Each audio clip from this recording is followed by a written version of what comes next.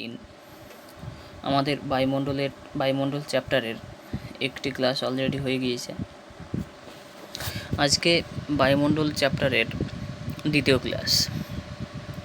তো এর আগের দিন আমরা বায়ুমণ্ডলের বিভিন্ন উপাদানসমূহ এবং বায়ুমণ্ডলের যে স্তর বিন্যাস রয়েছে সেগুলো সম্পর্কে কিন্তু আমরা পেয়েছিলাম। যদি আমি প্রথম দিনের ক্লাসটি একটু ঝালাই করে নিই তাহলে আমরা লক্ষ্য করব সেখানে বায়ুমণ্ডলের যে বিভিন্ন উপাদানগুলি রয়েছে তাকে মূলত তিনটি ভাগে ভাগ করা গিয়েছিল। একটি গ্যাসীয় উপাদান, একটি জলীয় বাষ্প আর হলো ধূলিকণা।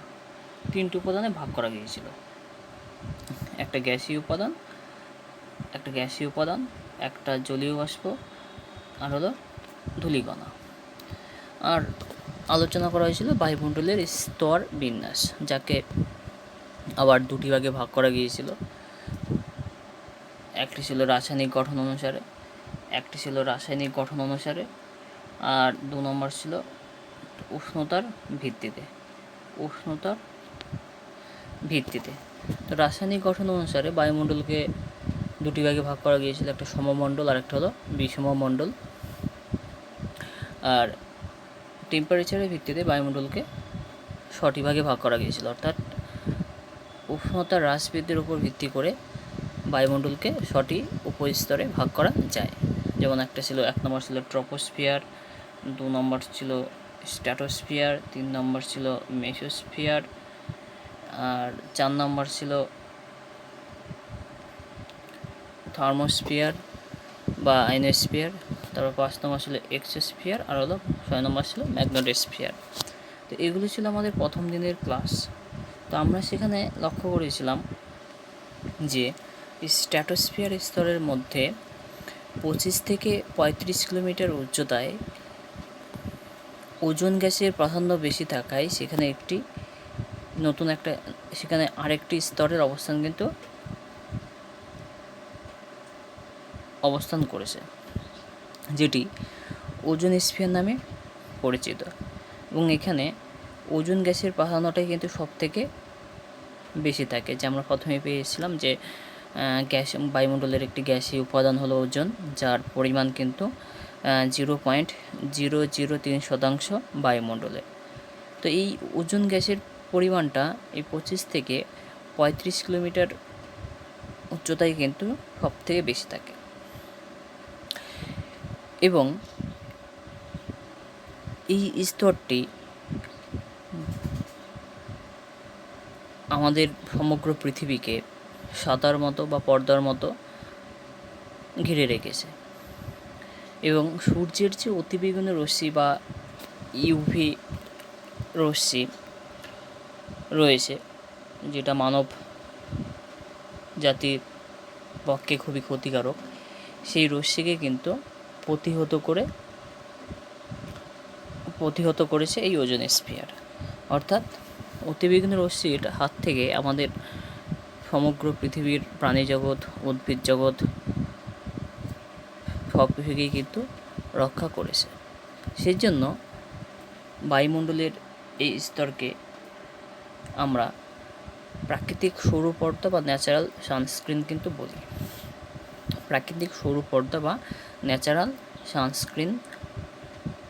বলে থাকি। তো স্ট্র্যাটোস্ফিয়ারের মধ্যে যেটি রয়েছে সেটি ওজোনস্ফিয়ার নামে পরিচিত। সেই ওজোনস্ফিয়ার থেকে আমরা আজকে ক্লাসটি শুরু করব। তো ওজোন লেয়ার সম্পর্কে একটু তোমাদের ধারণা দিয়ে দিই, বা ওজোনস্ফিয়ার সম্পর্কে একটি ধারণা দিই। 1840 খ্রিস্টাব্দে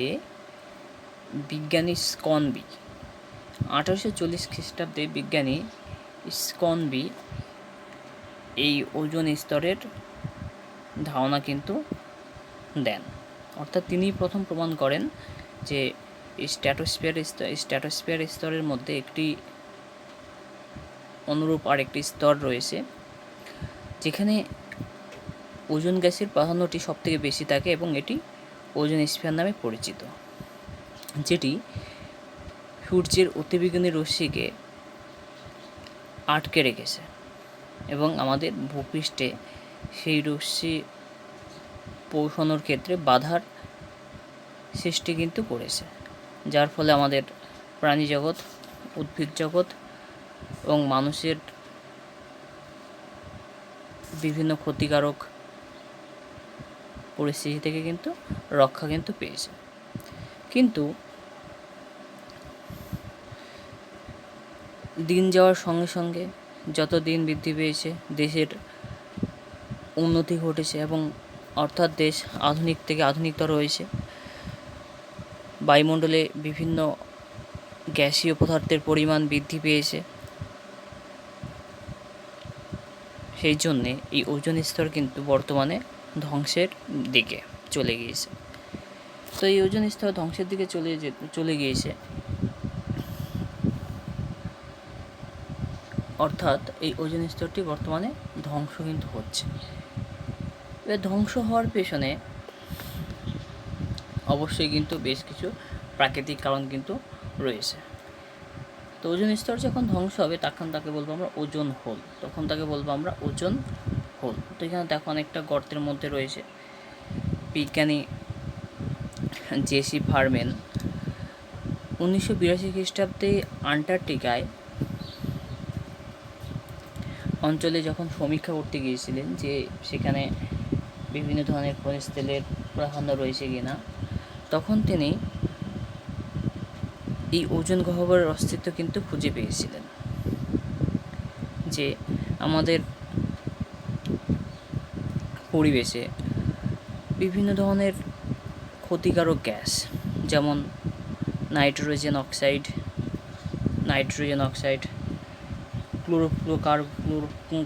ক্লোরোফ্লোরোকার্বন, হ্যালোন গ্যাস, যেগুলি বিভিন্ন শিল্প কারখানা ও যানবাহন থেকে উৎপন্ন হয়, এগুলি বায়ুমণ্ডলের যে ওজোন স্তর রয়েছে সেই ওজোন স্তরকে কিন্তু ধ্বংস করছে, অর্থাৎ ওজোনের কিন্তু বিনাশ ঘটাচ্ছে। যার ফলে কী হচ্ছে, সূর্যের অতিবেগুনি রশ্মি কিন্তু আমাদের ভূপৃষ্ঠে চলে আসার উপক্রম হয়েছে। আর যদি আমাদের ভূপৃষ্ঠে সেই অতিবেগুনি রশ্মিটি চলে আসে, তাহলে যে মারাত্মক পরিস্থিতির সম্মুখীন হবে, তার ফলে কিন্তু প্রাণী জগতের সঙ্গে সঙ্গে কিন্তু উদ্ভিদ জগতেরও কিন্তু বিশেষ ক্ষতির সম্মুখীন কিন্তু হবে। অর্থাৎ ওজোন স্তর বিনাশের প্রভাব, অর্থাৎ ওজোন স্তর যদি অবক্ষয় হয়, তার ফলে মানব জাতির কীরকম ক্ষয়ক্ষতি হবে। যেমন যদি উদ্ভিদ জগতের ক্ষেত্রে ধরি, উদ্ভিদ জগতের ক্ষেত্রে কী হবে, অতিবেগুনি রশ্মির ফলে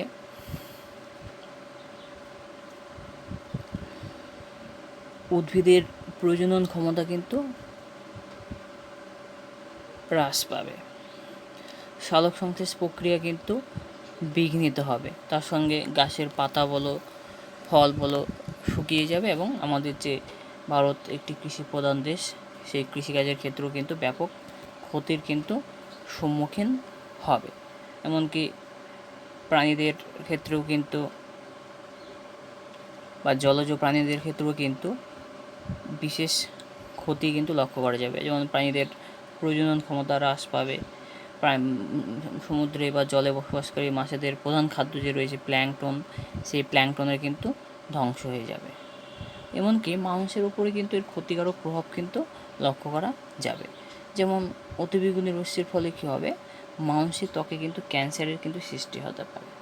অর্থাৎ স্কিন ক্যান্সার বলে যেটি রয়েছে, একটা ক্যান্সারের অংশ স্কিন ক্যান্সার, সেই স্কিন ক্যান্সার হওয়ার কিন্তু প্রবণতা কিন্তু থাকে যখন সূর্যের অতিবেগুনি রশ্মিটা আমাদের ভূপৃষ্ঠে এসে পৌঁছায়। এমনকি আমাদের দেহের রোগ প্রতিরোধ ক্ষমতাও কিন্তু অনেকটা নষ্ট হয়ে যায় এই ওজোন স্তরের বিনাশের ফলে। অর্থাৎ ওজোন স্তর যেটি আমাদের বায়ুমণ্ডলের স্ট্র্যাটোস্ফিয়ার স্তরের উপরে মধ্যে রয়েছে, সেটি কিন্তু আমাদের উদ্ভিদ জগৎ ও প্রাণী জগৎ এমনকি মানুষের জীবন ধারণের ক্ষেত্রে কিন্তু একটি অন্যতম উপাদান কিন্তু আমরা ধরতে পারি। কিন্তু বর্তমানে রিসেন্টলি যেটি নিউজ বা ইনফর্ম জানা যাচ্ছে যে আমাদের দেশে এখন ভাইরাসের প্রাদুর্ভাবের জন্য, যেহেতু একটানা কয়েক মাস লকডাউন চলল। শুধু আমাদের দেশ নয়, সমগ্র পৃথিবীর যে উন্নত দেশগুলো রয়েছে সেই সমস্ত দেশগুলিতেও একটানা কয়েক মাস লকডাউন চলার ফলে যেমন পরিবেশের দূষণ হ্রাস পেয়েছে, অর্থাৎ শিল্প কারখানা যেমন বন্ধ ছিল, ঠিক তেমনই রাস্তাঘাটে যানবাহন চলাচলের পরিমাণও কিন্তু খুবই নগণ্য কিন্তু ছিল, যার ফলে মানুষের দ্বারা সৃষ্ট যে সমস্ত কারণগুলি ওজোন স্তরের ধ্বংস করছে সেগুলো কিন্তু সৃষ্টি কিন্তু বিশেষ হয়নি। অর্থাৎ শিল্প কারখানা ও যানবাহন না চলাচল হওয়ার দরুন যে বিভিন্ন ক্ষতিকারক গ্যাসগুলো রয়েছে, যেমন nitrogen dioxide, chlorofluorocarbon gas, halogen gas, এগুলোর কিন্তু বিশেষ উৎপাদন হয়নি। আর যেহেতু উৎপাদন হয়নি সেহেতু কিন্তু অনেকটা কিন্তু ওজোন স্তরের যে অবক্ষয়টা ঘটেছিল সেটা কিন্তু অনেকটা পূরণ হয়ে গেছে বলে বিজ্ঞানীদের কিন্তু ধারণা।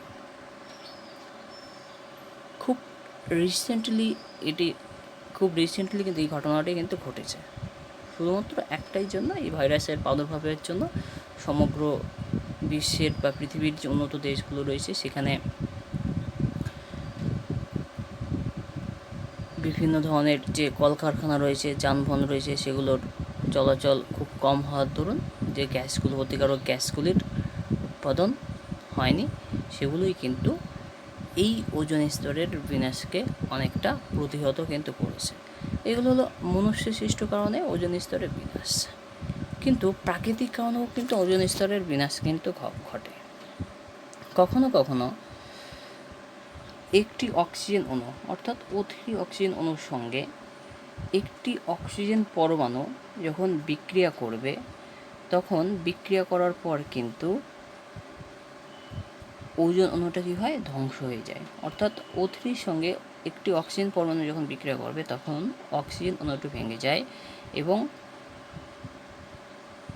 অণুটি অক্সিজেন অণুতে কিন্তু ভেঙে যায়, অর্থাৎ O2+O2 কিন্তু হয়ে যায়। তো প্রাকৃতিক কারণেও অনেক সময় কী হয়, ওজোন স্তরের কিন্তু বিনাশ বা ধ্বংস কিন্তু ঘটে।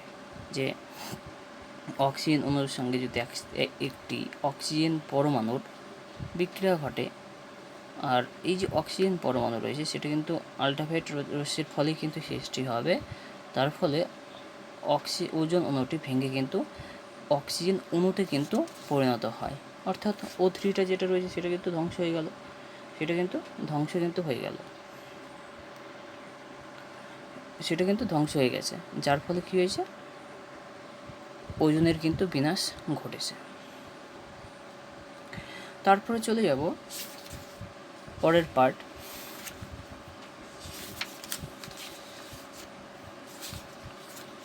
বায়ুমণ্ডলের তাপ, উষ্ণতা ও বিশ্ব উষ্ণায়ন।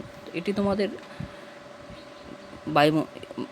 দ্বিতীয় অধ্যায়ের সেকেন্ড ইউনিট কিন্তু রয়েছে, বায়ুমণ্ডলের তাপ, উষ্ণতা ও বিশ্ব উষ্ণায়ন, যাকে ইংলিশে বলে ইনসোলেশন, যাকে বলবো আমরা ইংলিশে ইনসোলেশনস। তো বায়ুমণ্ডলের তাপ আমরা কাকে বলবো বা ইনসোলেশন কাকে বলবো? এখানে সূর্য রয়েছে, এটা আমাদের পৃথিবী, সূর্য থেকে যে পরিমাণ তাপ শক্তি ক্ষুদ্র তরঙ্গের আকারে হোক বা আলোক তরঙ্গের আকারে পৃথিবীতে আসে তাকে বলবো আমরা ইনসোলেশনস বা বায়ুমণ্ডলের তাপ বা সৌরশক্তির তাপীয় ফল। অর্থাৎ আমরা রাত্রিবেলায় যখন ঘুমিয়ে যাই, যখন ভোরবেলায় ঘুম থেকে উঠি, তখন দেখি আমাদের পূর্ব আকাশে কী হয়, সূর্যটা উঠেছে, এবং সূর্য ওঠার ফলে কী হয়েছে, আমাদের যে পারিপার্শ্বিক যে পরিবেশ রয়েছে সেই পারিপার্শ্বিক পরিবেশটা কী হয়েছে, সূর্যের আলোর দ্বারা কিন্তু আলোকিত হয়েছে। এই যে আলোকিত হওয়া তাকেই বলবো আমরা ইনসোলেশনস বা সূর্যরশ্মির তাপীয় ফল। তো এই ইনসোলেশনস বা সূর্যরশ্মির সৌর বিকিরণের পরিমাণ কিন্তু সব জায়গায় সমান হয় না, সেগুলো কয়েকটি বিষয়ের ওপর কিন্তু ডিপেন্ড করে, যে কোথায় ইনসোলেশনের পরিমাণ বা কোথায় সূর্যরশ্মির তাপীয় বিকিরণের পরিমাণ কোথায় কম হয়, কোথায় বেশি হয়। যদি আমরা দেখি যে আমাদের এখানে দিন হয়, দিনের পর আবার রাত্রি হয়, ঠিক একইভাবে রাত্রির পরে আবার দিনও হয়। অর্থাৎ আমাদের মনে কিন্তু হতে পারে যে সূর্য, আমরা যেমন রাতের বেলায় ঘুমিয়ে পড়ি, সূর্যরাও কিন্তু রাতের বেলায় ঘুমিয়ে পড়ে। আসল ব্যাপার কিন্তু সেটি নয়। আসল ব্যাপার যেটি হলো, আমরা ক্লাস 9-এই দেখো পড়ে এসেছি পৃথিবীর আবর্তন গতি, যেখানে পৃথিবী নিজ অক্ষের ওপর ভিত্তি করে পশ্চিম থেকে পূর্ব দিকে কিন্তু অনবরত কিন্তু ঘুরে চলেছে। পশ্চিম থেকে পূর্ব দিকে কিন্তু অনবরত ঘুরে চলেছে, যার ফলে কি হয়, পশ্চিম থেকে পূর্ব দিকে ঘুরে চলেছে আর সূর্য আমাদের এখানে স্থির হয়ে কিন্তু দাঁড়িয়ে রয়েছে। অর্থাৎ সূর্য কিন্তু সবসময় কিন্তু সূর্যকিরণ দিয়ে যাচ্ছে। এবার এই যে পৃথিবীটা রয়েছে, যদি পৃথিবীর ক্ষেত্রে এটা দেখি, এটা আমাদের স্থলভাগ, ওয়ার্ল্ডের ম্যাপ, এটা স্থলভাগ। এবার যে অংশটা সূর্যের সামনে আসবে সেই অংশটাই কিন্তু সূর্যের দ্বারা আলোকিত হবে। এবার একবার সূর্যের সামনে আসলো, আবার ঘুরে পিছনের দিকে চলে গেল।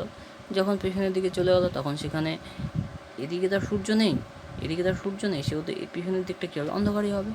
পিছনের দিকটা কী হবে, অন্ধকারই হবে। সেহেতু যেটুকু অংশ সূর্যের সামনে আসবে সেটুকু অংশ কিন্তু সূর্যের দ্বারা আলোকিত হবে। এবার এই যে সূর্যের দ্বারা যতটুকু অংশ আলোকিত হবে বা আলোক তরঙ্গের দ্বারা পৃথিবীতে সূর্যের তাপ এসে পৌঁছাবে তাকেই বলবো আমরা ইনসোলেশনস। তো এই ইনসোলেশনসের পরিমাণ কিন্তু সব জায়গায় কিন্তু সমান হয় না। অর্থাৎ ইনসোলেশনস পরিমাণে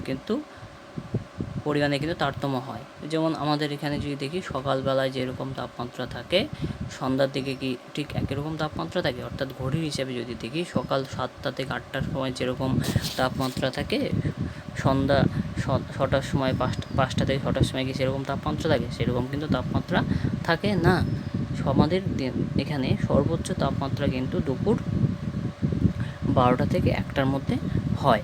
এবার দুপুর 12টা থেকে 1টার মধ্যে যখনই হবে তখনই কিন্তু সেটি পিছনের দিকে যেতে শুরু করবে। অর্থাৎ তাপমাত্রা কিন্তু তখন কমতে থাকবে। আর সকাল 7টা থেকে 8টা থেকে সকাল 7টা থেকে 8টা সময় থেকে একদম দুপুর 12টা থেকে 1টা পর্যন্ত কী হবে, তাপমাত্রা কিন্তু বাড়তে থাকবে। কারণ সেটা খুব ততক্ষণ পর্যন্ত সূর্যের কাছাকাছি কিন্তু আসতে থাকবে, এবং যখনই দুপুর 12টা থেকে 1টা চলে আসলো তারপর থেকে কিন্তু সেটা পেছনের দিকে সরতে থাকবে। যার ফলে কী হয়, সবসময় আমাদের গোটা দিনের সবসময় কিন্তু সূর্যের তাপমাত্রা একরকম থাকে না। সেটাই বলেছে যে ইনসোলেশন তারতম্যের পেছনে বা কম বেশি হওয়ার পেছনে অবশ্যই বেশ কিছু কিন্তু কারণ রয়েছে। তার মধ্যে প্রথম যেটি কারণ রয়েছে সেটি হলো সৌর বিকিরণের তারতম্য। সেটা হলো কি, সৌর বিকিরণের তারতম্য।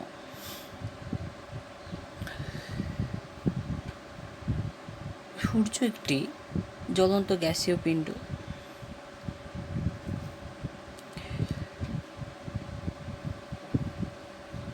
এই সূর্যের সামনে যে অংশটুকু আসবে সেখানে কী হবে, সূর্যের কিরণ সব থেকে বেশি থাকবে। অর্থাৎ সূর্যের মধ্যে যে গ্যাসের স্রোতটি রয়েছে সেটি কিন্তু ভেতর থেকে বাইরের দিকে সবসময় প্রবাহিত হচ্ছে,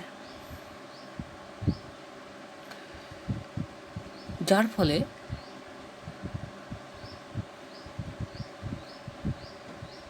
অনেক সময় সূর্যের মধ্যে কিন্তু বা সূর্য পৃষ্ঠে কিন্তু চুম্বকীয় ক্ষেত্রের সৃষ্টি কিন্তু হয়, এবং চুম্বকীয় ক্ষেত্র সৃষ্টি হওয়ার ফলে কিছু কিছু জায়গায় খুবই শক্তিশালী হয়ে ওঠে, এবং সূর্যের দেহের মধ্যে কিন্তু গ্যাসের স্রোত কিন্তু বাধা পায়। ফলে সূর্যপৃষ্ঠের যে জায়গাগুলো ঠান্ডা থাকে সেই জায়গাগুলোকে কিন্তু কালো রঙের দেখায়, যাকে সৌর কলঙ্ক বা সান স্পট কিন্তু বলে। অর্থাৎ যদি আমি সৌর বিকিরণের পরিমাণ যদি দেখি, যে সূর্যের তাপ দেওয়ার পরিমাণটা সব জায়গায় কিন্তু সমান নয়।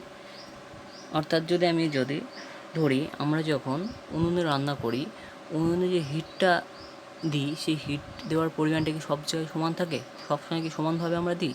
সবসময় কিন্তু আমরা সমানভাবে কিন্তু দেই না, কখনো বাড়িয়ে দিই, আবার কখনো কিন্তু কমিয়ে দিই। ঠিক তেমনই সূর্য যে কিরণ দেবে, সূর্য কিরণ দেওয়ার ক্ষেত্রেও কিন্তু কিছুটা কখনো কখনো কিন্তু হেরফের হয়। যেমন কখনো কখনো কী হবে, সূর্যের পৃষ্ঠে যেটা চুম্বকীয় ক্ষেত্র রয়েছে, যখন খুব কিছু কিছু জায়গায় শক্তিশালী হয়, চুম্বকীয় ক্ষেত্র যখন খুব শক্তিশালী হবে তখন আকর্ষণ ক্ষমতা কী হবে, বেশি হবে। তখন সূর্যপৃষ্ঠের সেই জায়গাগুলো কী হবে, ঠান্ডা হবে, মোটামুটি ধরো 1600°C, এবং সেই জায়গাগুলোকে কী হবে, কালো দেখাবে, যাকে আমরা সৌরকলঙ্ক বলবো। আর যেখানে চুম্বকীয় ক্ষেত্রের পরিমাণ কম শক্তিশালী হবে সেখানে কিন্তু তাপমাত্রা দেওয়ার ক্ষমতাটাও কিন্তু বেশি থাকবে। অর্থাৎ চুম্বকীয় ক্ষেত্রে বেশি হওয়ার দরুন তাপের পরিমাণটাকে কী হবে, টেনে ধরে। চুম্বক মানে আকর্ষণ মানে টেনে ধরবে, অর্থাৎ তাপটার পরিমাণ কী হবে, কিছুটা কমিয়ে দেবে। যখন কিছু কিছু জায়গায় চুম্বকীয় ক্ষেত্রের পরিমাণ বা চুম্বকীয় ক্ষেত্র শক্তিশালী কম হবে, সেখানে তার টেনে ধরার প্রশ্নটা থাকে না, তখন সূর্য কিন্তু সেখানে চরম হারে কিন্তু কিরণ দেবে। অর্থাৎ সেখানে কিন্তু সূর্যের তাপের কিরণ দেওয়ার ক্ষমতাও কিন্তু বেশি হবে, যার ফলে কী হবে, কোথাও পৃথিবীর কোথাও তাপের পরিমাণ বেশি হবে, আর কোথাও কিন্তু তাপের পরিমাণ কম হবে। 2 নম্বর রয়েছে সূর্য থেকে দূরত্ব। আমরা জানি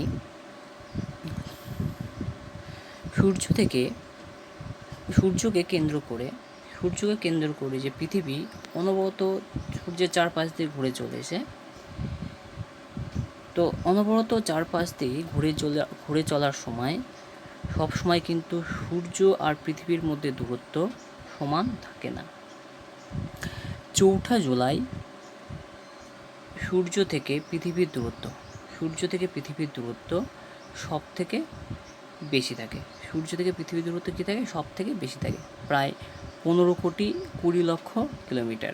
তো স্বাভাবিক ব্যাপার, যেহেতু এত দূরত্ব রয়েছে, তখন কিরণ দেওয়ার পরিমাণটা কী হবে, কম হবে। অর্থাৎ সূর্যের কিরণটা কী হবে, কম হবে। একটা নর্মাল ব্যাপার, যে যত কাছে থাকবে সে তত কী হবে, উত্তপ্ত হবে, আর যে যত দূরে থাকবে সে তত কম উত্তপ্ত হবে। আর 3রা জানুয়ারি বলে একটা দিন রয়েছে, যেখানে সূর্য আর পৃথিবীর মধ্যে দূরত্ব থাকে সব থেকে কম, প্রায় 14,70,00,000 কিলোমিটার। 14,70,00,000 কিলোমিটার, যাকে বলে অনুসুর অবস্থান। অর্থাৎ এটুকু জায়গাকে বলবো আমরা অনুসুর অবস্থান। তো সূর্য থেকে দূরত্বের হেরফেরের জন্য কিন্তু অনেক সময় সৌর বিকিরণের কিন্তু তারতম্য হয়। গড়ে 4°C তাপের কিন্তু তারতম্য কিন্তু হয়ে থাকে। পরের পয়েন্টে চলে যাব, সূর্যরশ্মির পতন কোণ। এবার সূর্যরশ্মির পতন কোণ বলতে, সূর্যরশ্মি পৃথিবীর সব জায়গায় কিন্তু সমানভাবে কিন্তু পতিত হয় না, অর্থাৎ একটা সরল রেখা বরাবর কিন্তু সূর্য কিন্তু যায় না। এবার সূর্যটা যদি এখানে ধরো আমি রয়েছে, তাহলে সূর্য সরাসরি কী হবে, এখানে লম্বাভাবে যাবে, কিন্তু এখানে কি লম্বাভাবে যাবে, এখানে কিন্তু সূর্য তির্যকভাবে কিরণটা কিন্তু এখানে দেবে সূর্য। এবার যেখানে সূর্য তির্যকভাবে কিরণ দেবে সেখানে তাপের পরিমাণটাও কী হবে, কম হবে, কারণ ডিস্টেন্সটা তো বেশি হয়ে যাচ্ছে, আর এখানে ডিস্টেন্সটা কী হচ্ছে, কম হচ্ছে। আমি আগেরটাই যদি দেখি সূর্য থেকে দূরত্ব, তাহলে এখানে ডিস্টেন্সটা কী হচ্ছে, কম হয়ে যাচ্ছে। তাহলে পৃথিবীর সব জায়গায় কিন্তু তাপ দেওয়ার ক্ষমতা কিন্তু সমান থাকবে না, অর্থাৎ সূর্যরশ্মির পতন কোণের ওপর ভিত্তি করেও কিন্তু অনেক সময় সূর্যরশ্মির তাপের তারতম্য কিন্তু হবে। তারপর রয়েছে দিনের পরিমাণের তারতম্য। তো আমাদের 21শে জুন ও 22শে ডিসেম্বর বলে 2 তারিখ রয়েছে, যেখানে 21শে জুন কর্কট সংক্রান্তির দিন। উত্তর গোলার্ধে কী হয়, উত্তর গোলার্ধ মানে নিরক্ষরেখা থেকে যে উত্তর দিকে রয়েছে, অর্থাৎ সমুদ্র অঞ্চলের দিকে বিস্তৃত অঞ্চল হলো উত্তর গোলার্ধ। যদি আমি ধরি এটা নিরক্ষরেখা, নিরক্ষরেখার উপর পোর্শনটা উত্তর গোলার্ধ আর নিচের পোর্শনটা দক্ষিণ গোলার্ধ। তো 21শে জুন কর্কটক্রান্তি রেখার ওপর, কর্কটক্রান্তি বলে 23.5 ডিগ্রি রেখার ওপর সূর্য কী হয়, লম্বভাবে কিরণ দেয়। তার মানে কি, যে পৃথিবীটা রয়েছে এটা কিন্তু উত্তর গোলার্ধ কিন্তু সূর্যের দিকে একটু হেলে থাকে। এবার দক্ষিণ গোলার্ধ তখন অবশ্যই কী হবে, একটু দূরে অবস্থান করবে। অর্থাৎ সূর্য থেকে উত্তর গোলার্ধের যে 23 ডিগ্রি অক্ষাংশ রয়েছে তার দূরত্ব যতটা হবে 22 ডিগ্রি, সেটা কী হবে, সেখানে অনেকটাই দূরত্ব বাড়বে এবং সেখানে তির্যকভাবে কিরণ দেবে। যার ফলে কী হবে, 21শে জুন তারিখে সূর্য উত্তর গোলার্ধে 23.5 ডিগ্রি অক্ষাংশে লম্বভাবে কিরণ দেবে এবং দক্ষিণ গোলার্ধে কিন্তু তখন সেটা তির্যকভাবে কিন্তু কিরণ দেবে। অর্থাৎ সেখানে কিন্তু তাপের পরিমাণটা কম হবে আর উত্তর গোলার্ধে কিন্তু বেশি হবে। ঠিক একইভাবে 22শে ডিসেম্বর তারিখে সূর্য দক্ষিণ গোলার্ধে লম্বভাবে কিরণ দেয় এবং উত্তর গোলার্ধে তখন তির্যকভাবে কিরণ দেয়। যার ফলে কী হয়, দিনের পরিমাণের কিন্তু তারতম্য হয়। অর্থাৎ যখন উত্তর গোলার্ধে সূর্য লম্বভাবে কিরণ দেবে তখন কিন্তু সেখানে 14 ঘন্টা দিন হয় আর 10 ঘন্টা রাত্রি হয়। আর দক্ষিণ গোলার্ধে ঠিক এর বিপরীত ঘটনা হয়, অর্থাৎ 14 ঘন্টা রাত্রি হয় আর 10 ঘন্টা দিন হয়। যার ফলে কিন্তু তাপমাত্রা কিন্তু হেরফের হয়। ঠিক একইভাবে যখন 22শে ডিসেম্বর তারিখে সূর্য দক্ষিণ গোলার্ধে লম্বভাবে কিরণ দেবে তখন দক্ষিণ গোলার্ধে 14 ঘন্টা দিন আর 10 ঘন্টা কিন্তু রাত্রি হবে আর উত্তর গোলার্ধে ঠিকের বিপরীত অবস্থা কিন্তু লক্ষ্য করা যাবে। যার ফলে কী হবে, তাপের কিন্তু তারতম্য কিন্তু লক্ষ্য করা যাবে।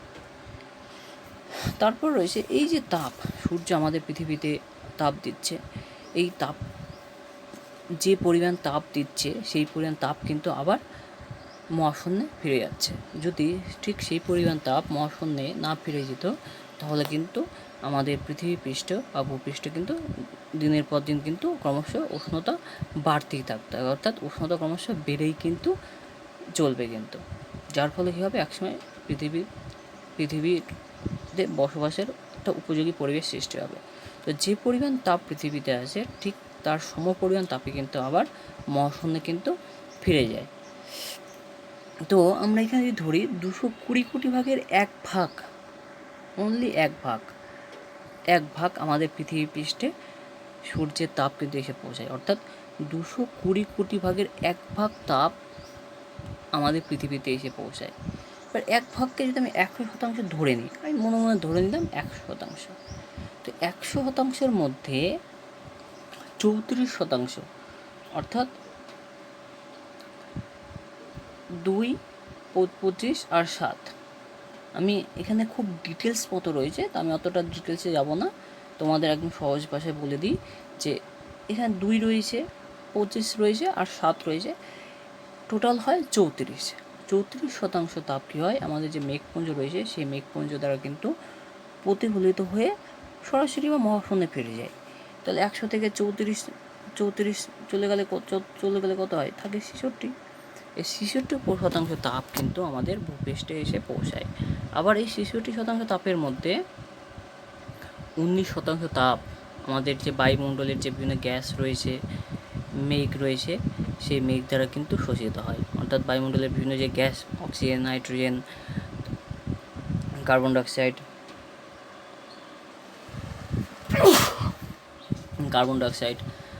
এগুলো দ্বারা কিন্তু শোষিত হয়, এমনকি মেঘ দ্বারাও কিন্তু শোষিত হয়। তো বাকি 66-র মধ্যে 19% চলে গেলে থাকে হলো 47%। সেই 47% তাপ কিন্তু আমাদের ভূপৃষ্ঠকে কিন্তু আমাদের সরাসরি উত্তপ্ত করে। তাহলে মোট 220 কোটি ভাগের 1 ভাগকে আমাদের পৃথিবী পৃষ্ঠে আসে, তার মধ্যে 34% তাপ মেঘপুঞ্জ দ্বারা বাধাপ্রাপ্ত হয়ে সেটা মহাশূন্যে ফিরে যায়, যাকে আমরা অ্যালবেডো কিন্তু বলি, অ্যালবেডো খুবই ইম্পর্ট্যান্ট একটা প্রশ্ন। অ্যালবেডো কী, যে 34% তাপ চলে যাবে তাকে বলবো অ্যালবেডো। আর বাকি থাকে কত, 66%। এই 66% তাপ আমাদের বায়ুমণ্ডলকে উত্তপ্ত করার কাজে কিন্তু লাগে। এই 66% বলবো আমরা কার্যকরী সৌর বিকিরণ। 66% তাপকে বলবো আমরা কার্যকরী সৌর বিকিরণ, যার মধ্যে আবার 19% বায়ুমণ্ডলের বিভিন্ন গ্যাস ও মেঘ দ্বারা কিন্তু শোষিত হয়, আর 47% আমাদের সরাসরি ভূপৃষ্ঠে এসে পতিত হয়। ঠিক এই সমপরিমাণ তাপে কিন্তু অর্থাৎ 66% তাপে কিন্তু আবার মহাশূন্যে ফিরে যায়, যার ফলে কিন্তু হয় আমাদের পৃথিবী পৃষ্ঠে কিন্তু তাপের সমতা কিন্তু বজায় রাখে, যার ফলে কি হয় আমাদের পৃথিবী পৃষ্ঠে কিন্তু তাপের সমতা বজায় রাখে। কি বলবো আমরা? তাপের সমতা বা তাপের ব্যালেন্স। তারপরে চলে আসবো আমাদের পৃথিবী পৃষ্ঠের উত্তপ্ত হওয়ার যে পদ্ধতিগুলো রয়েছে, সেই উত্তপ্ত হওয়ার পদ্ধতিগুলো প্রধানত 3টি পদ্ধতি কিন্তু রয়েছে। একটা হলো বিকিরণ বা রেডিয়েশন, একটা হলো কনভেকশন বা পরিচলন, আর একটা হলো কন্ডাকশন বা পরিবহন।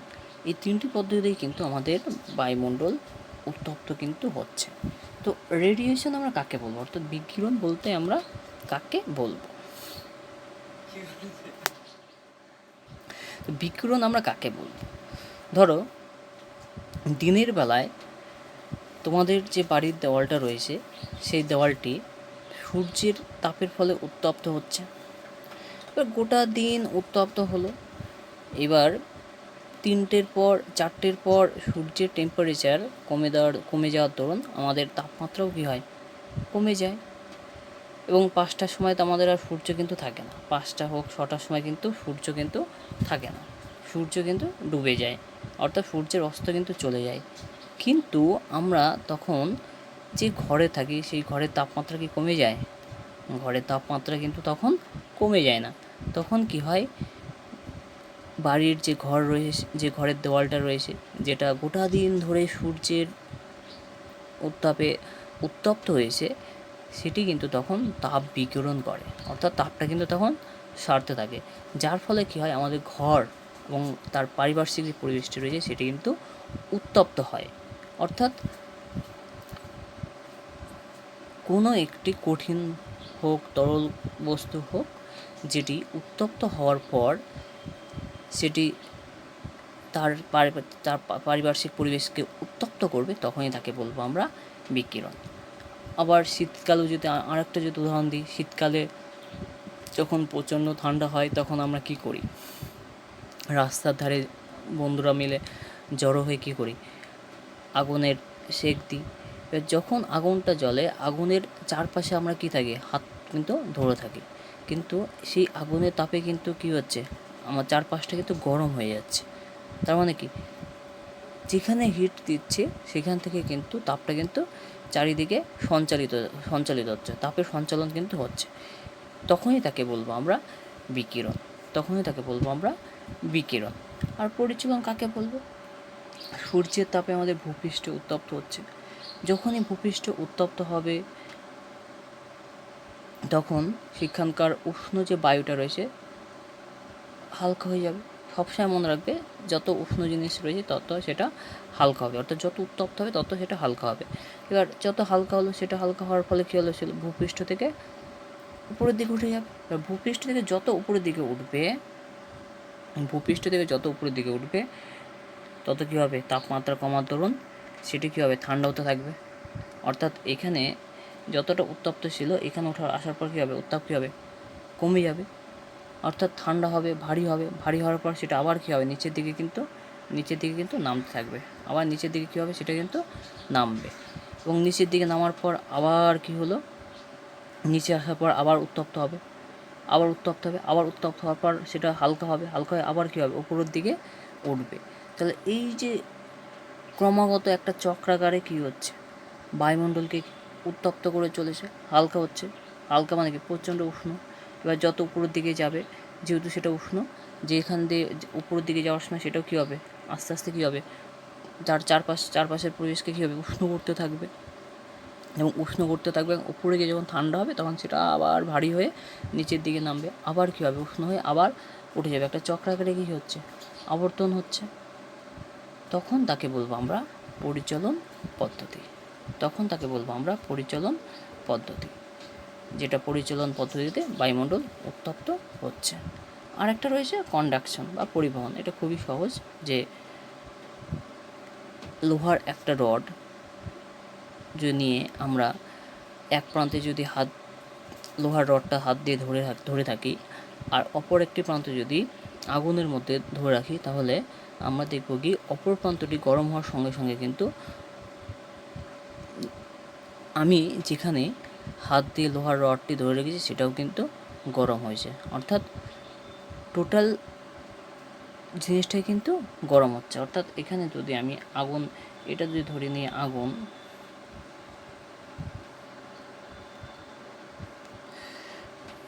এটা যদি ধরে নিয়ে আমি আগুনের গোলা, এখানে লম্বা রড রয়েছে, লম্বা রড, এটা আমি আগুনের গোলার মধ্যে ধরে রেখেছি, তখন এখানে উত্তপ্ত হচ্ছে। কিন্তু এখানে উত্তপ্ত হওয়ার সঙ্গে সঙ্গে যেহেতু আমি এখানে ধরে রয়েছি, এটাও কিন্তু উত্তপ্ত কিন্তু হয়ে যাবে, অর্থাৎ আমি কিন্তু গরম অনুভব কিন্তু করব।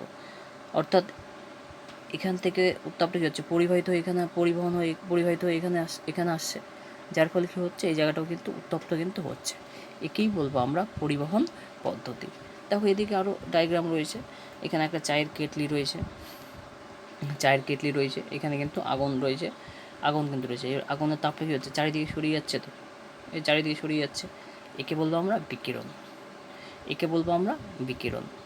এখানে হাতলটা রয়েছে, এবার উত্তপ্ত তো হচ্ছে এটা, আর হাতলের নিচে তো আগুন নেই, আমার আগুন নেই, রয়েছে হাতলের নিচে আগুন কিন্তু নেই, কিন্তু যেহেতু কেটলি রয়েছে, এটা উত্তপ্ত হচ্ছে, তার সঙ্গে এটাও কিন্তু উত্তপ্ত হয়ে যাচ্ছে, তার মানে কি তাপটা এখান দিয়ে পরিবাহিত হয়ে আসছে এদিকে, তখন তাকে বলবো আমরা কন্ডাকশন বা পরিবহন। আর এখানে দেখো যে চায়ের কেটলি যেটা রয়েছে বিকিরণ পরিবহন, আর পরিচলন যেটা রয়েছে,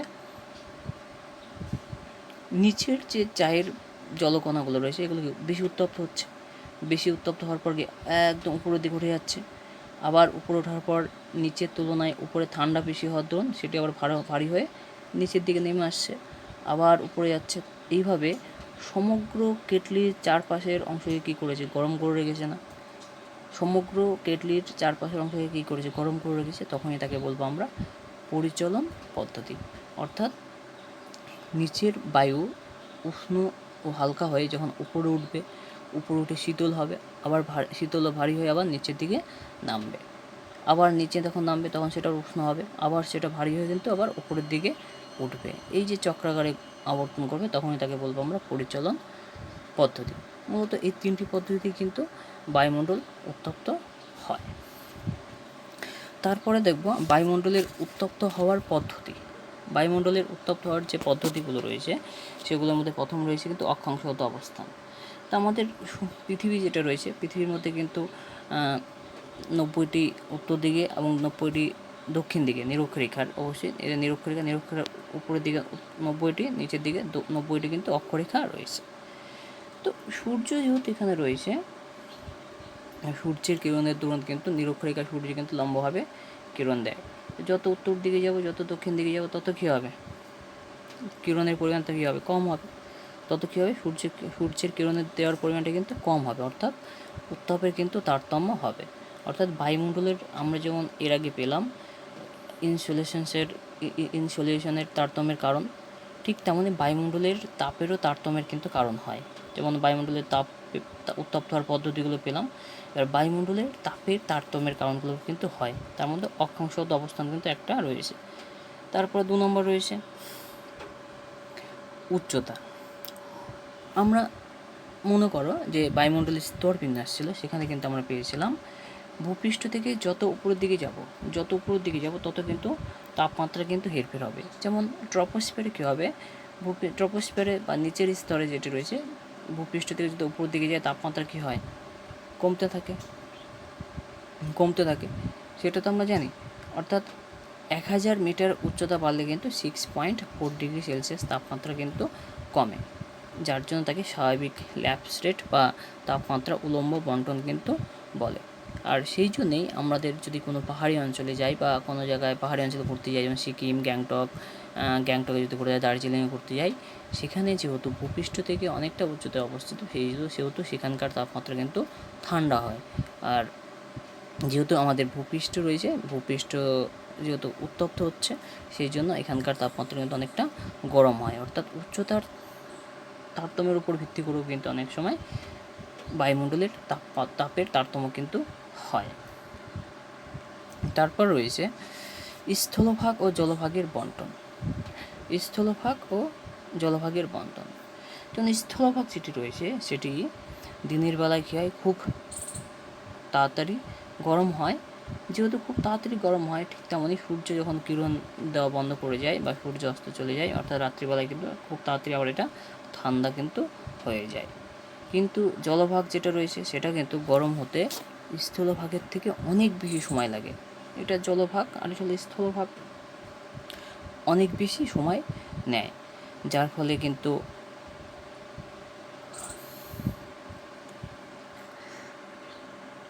জলভাগ আর স্থলভাগের মধ্যে কিন্তু উত্তাপের কিন্তু একটা বিশেষ তারতম্য কিন্তু হয়। সেই জন্য দেখবে আমাদের গরমের দিনে যদি কোনো পুকুরের ধারে বা নদীর ধারে যদি বসে থাকি, তাহলে সেই নদীর ওপর দিয়ে যে বায়ুটা প্রবাহিত হয়ে আমাদের গায়ে লাগে সেটা কিন্তু খুবই ঠান্ডা হয়। অথবা বাড়িতে আমাদের প্রচণ্ড গরমের মধ্যে অনেকের বাড়িতে কিন্তু ফ্রিজ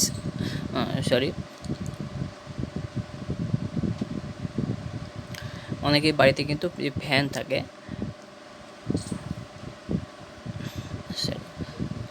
তো জলভাগের তুলনায় স্থলভাগে কী হয়,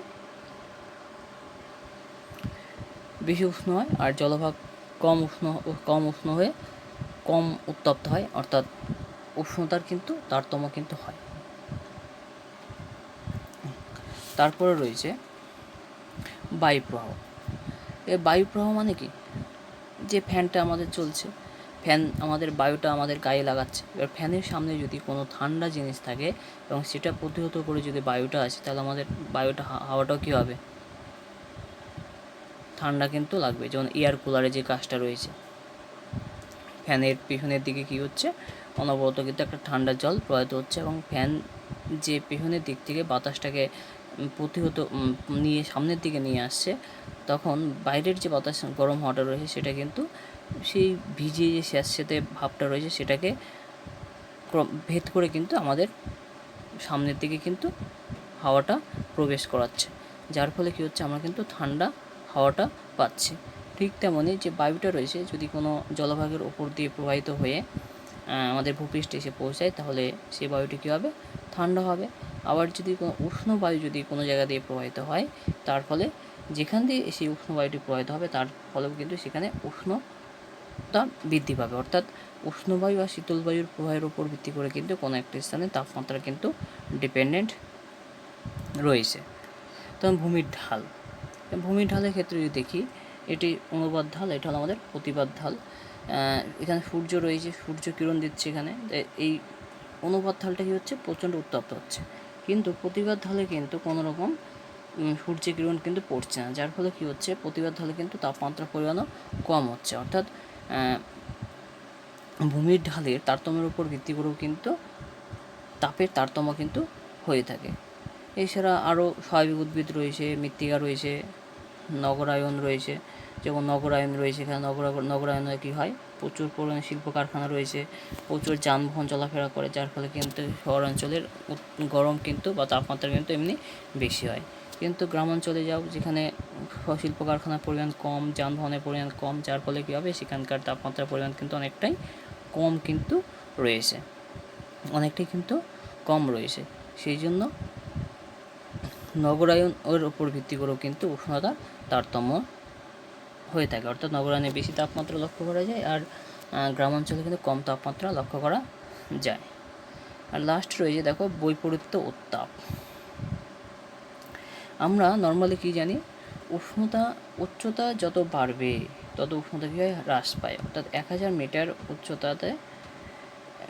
উচ্চতাতে 6.4 ডিগ্রি সেলসিয়াস হারে উষ্ণতা কিন্তু হ্রাস পায়। কিন্তু কখনো কখনো কী হয়, এর ব্যতিক্রম লক্ষ্য করা যায়। অর্থাৎ উচ্চতা বাড়ার সঙ্গে সঙ্গে উষ্ণতা হ্রাস না পেয়ে উষ্ণতা বৃদ্ধি পেয়ে যায়, অর্থাৎ বিপরীত ঘটনা ঘটলো, তখনই তাকে বলবো আমরা উষ্ণতার বৈপরীত্য বা ইনভার্সন লেয়ার বা উষ্ণতার বৈপরীত্য উত্তাপ। তো এই ছিল আজকের দ্বিতীয় দিনের ক্লাস। তো আশা করব তোমরা সবাই বুঝতে পেরেছো, কারো কোথাও অসুবিধা নেই। একদিনে অনেকটাই বড় ক্লাস করিয়ে দিলাম, অনেকটাই রয়েছে এখানে। তো লাস্টের দিকে একটু তাড়াহুড়া করে বলেও দিলাম। ঠিক আছে, তুমি একটু শুনে নেবে তাও মন দিয়ে, যেহেতু ভিডিওটা রয়েছে তোমাদের কাছে থাকবে। যদি কারো কোথাও অসুবিধা হয় তাও আমাকে তোমাদের যে গ্রুপটা রয়েছে সেখানে আমাকে পার্সোনাল হোয়াটসঅ্যাপে আমাকে জানিয়ে দিও। আমি তাহলে সেটি আবার ডিসকাস করে তোমাকে বুঝিয়ে দেবো। ধন্যবাদ।